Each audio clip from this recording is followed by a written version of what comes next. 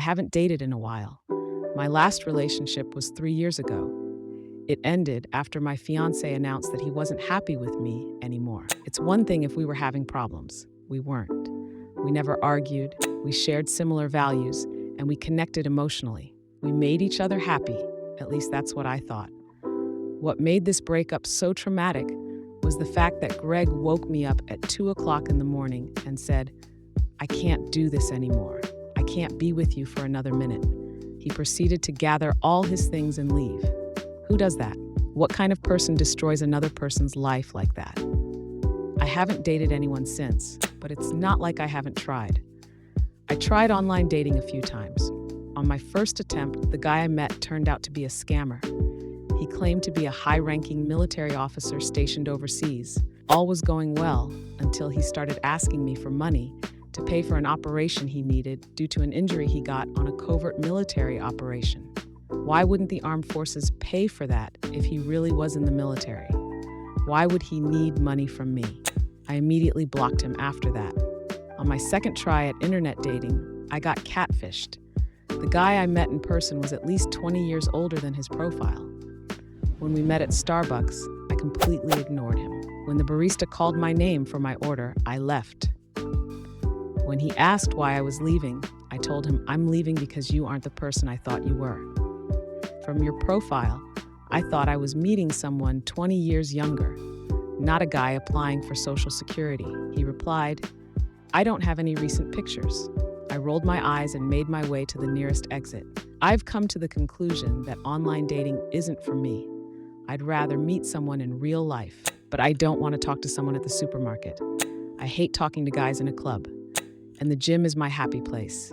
I wouldn't want to ruin one of the few places I enjoy picking up a man. So, I was excited when my best friend told me she had a guy she thought I would like. I normally wouldn't consider going on a blind date, but given my luck with dating online, meeting a guy in real life would be a breath of fresh air, I thought. So I told Sandra to set the date and text me the details. Later that day, Sandra texted, "I talked to Terry and told him about you. He would love to meet up on Saturday. Here's the address to the restaurant. And don't worry, he enjoys spicy foods too." For the first time in a long time, I was excited to meet a guy for a date. I couldn't wait to see Terry. I just hoped he was normal. Saturday comes, and I arrive at the restaurant before Terry. I take a seat at the bar and wait. When Terry arrives, we are seated at a booth near the restrooms. If you've ever been on a blind date, then you know the first couple of minutes are usually awkward and filled with a lot of small talk until you hit on a topic you both have in common or someone shares a really interesting story about themselves. My date with Terry followed this pattern. Lots of small talk and awkward silence. But then we started talking about spicy foods, something Terry and I enjoyed. "Sandra told me you love spicy foods, but have you ever had a Carolina Reaper?" Terry asked. "The hottest pepper in the world?" "No, I haven't. I love my stomach too much to put it through that kind of torture," I replied. "Oh wait, I just remembered I tasted a small piece about 3 years ago. It was the size of a pencil eraser, but my mouth burned for nearly 4 hours straight. I'll never do that again." Just then, our waiter asked if we were ready to order.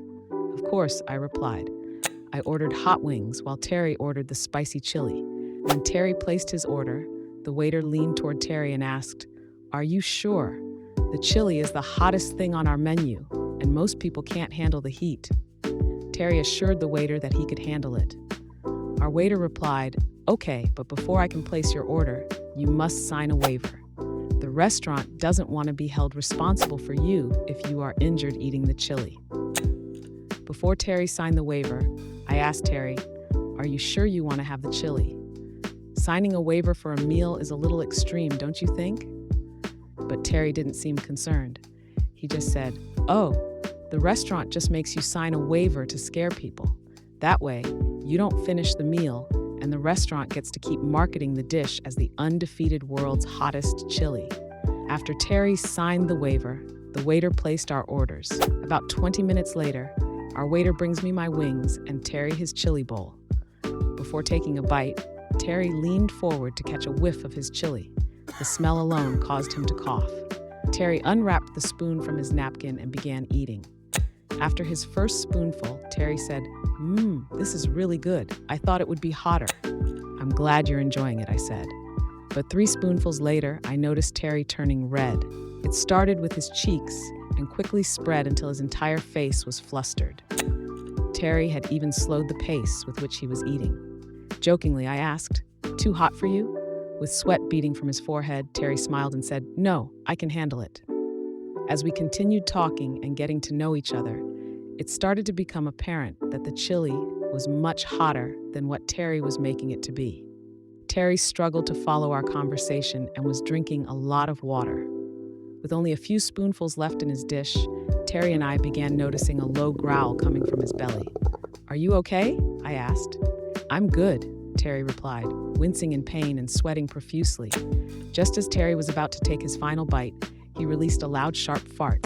As I frowned in disgust, Terry shouted, "Oh, God!" He jumped up from his seat and ran to the restroom. As Terry hurried to the restroom, I noticed brown stains on the back of his pants and running down his pants legs. I was mortified. The man literally crapped his pants on our date. But the worst part was that Terry was wearing khakis. I saved Terry the embarrassment of facing me by paying for our meal and leaving before he returned. I found out later from Sandra that Terry lied about liking spicy food. Hot foods irritated his stomach and gave him explosive diarrhea.